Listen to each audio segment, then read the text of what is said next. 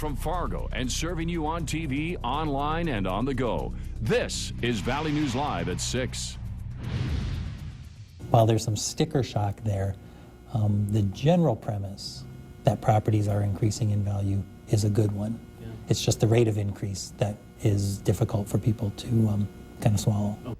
For the better part of this year, we have been bringing you the stories of downright irate people in Fargo and West Fargo upset that their taxes keep climbing. But it's not across the board in West Fargo. While the school district is actually reducing its tax, you could still end up paying more.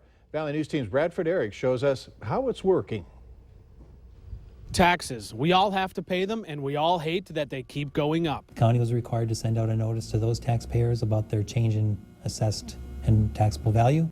And then those same individuals are required to receive a notice from us if our budget does not meet the zero mill levy tax rate. So if your property value went up by at least 10%, you received or should be getting a notice in the mail. And there's many of you who've seen dramatic rise in value.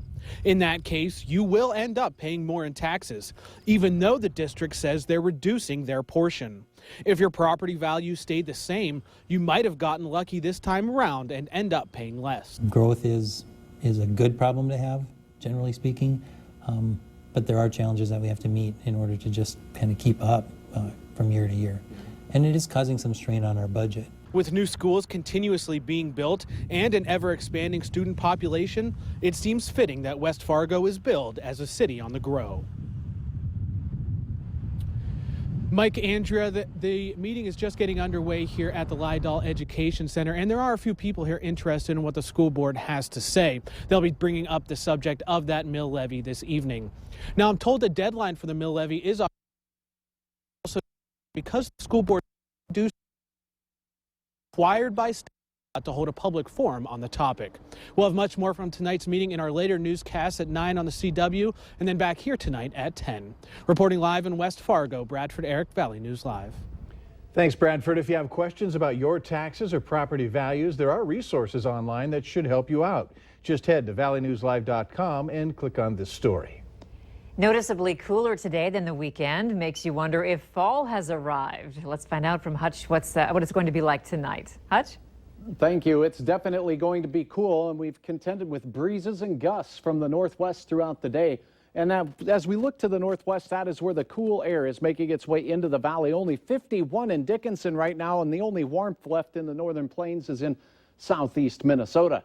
Here's a look at the radar. We do have a few sprinkles moving through north central South Dakota, so our southern counties will have a chance at some light sprinkles of rain, but by and large, expect temperatures to be in the 50s as we see the sun set on our day. The wind becomes less gusty, but still out of the north at around 10 miles per hour. Just as a heads up, the average frost date is upon us, and we have some frost to talk about in the forecast. We'll do just that here in a few moments. All right, thank you, Hutch.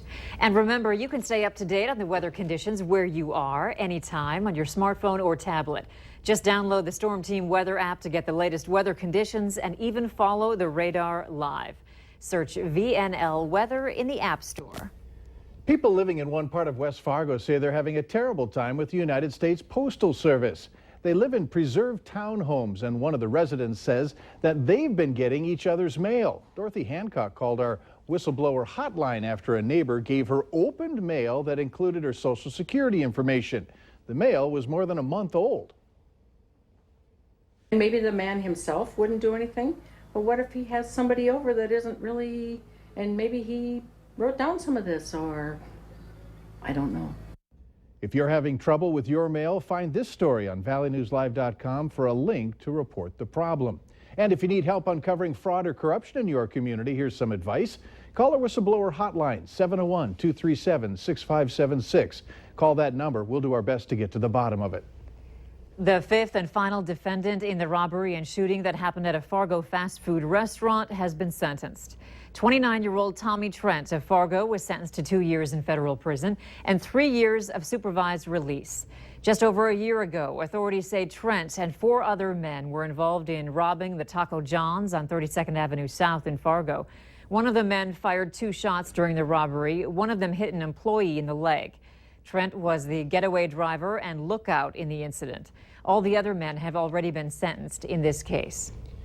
It appears Grand Forks is moving forward with a multi-million-dollar project to solve the problem of homelessness. The goal of the Housing First project is to get people back on their feet as working members of society.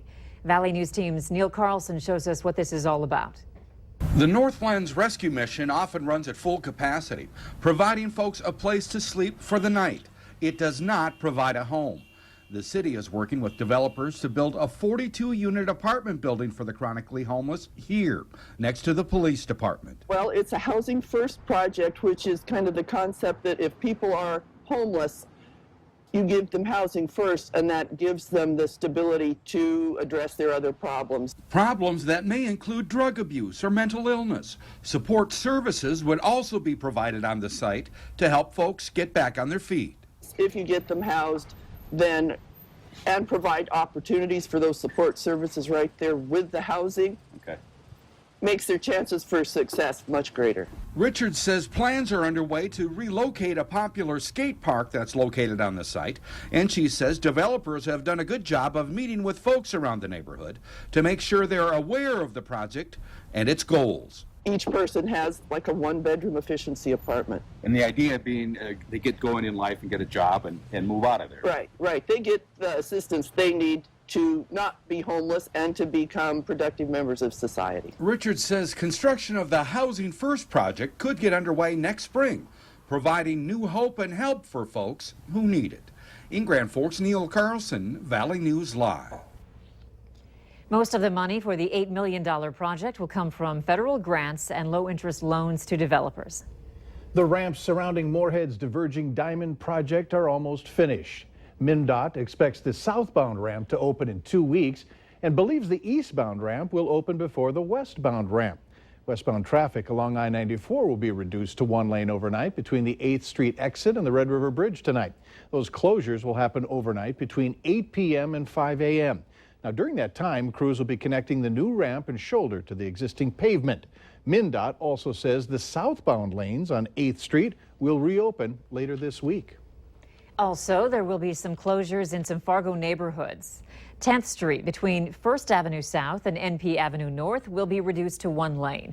The closure will be in place for the rest of today and tomorrow for utility work along the boulevards.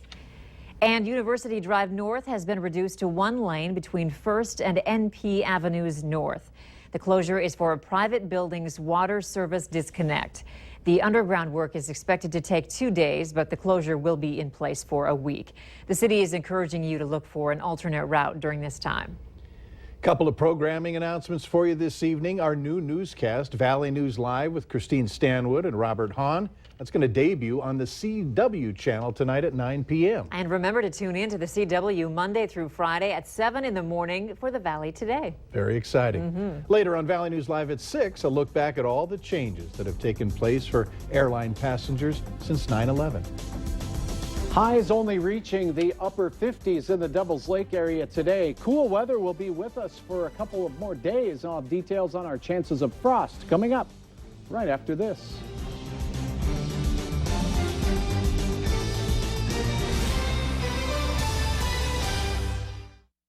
You're watching Valley News Live on TV, online, and on the go.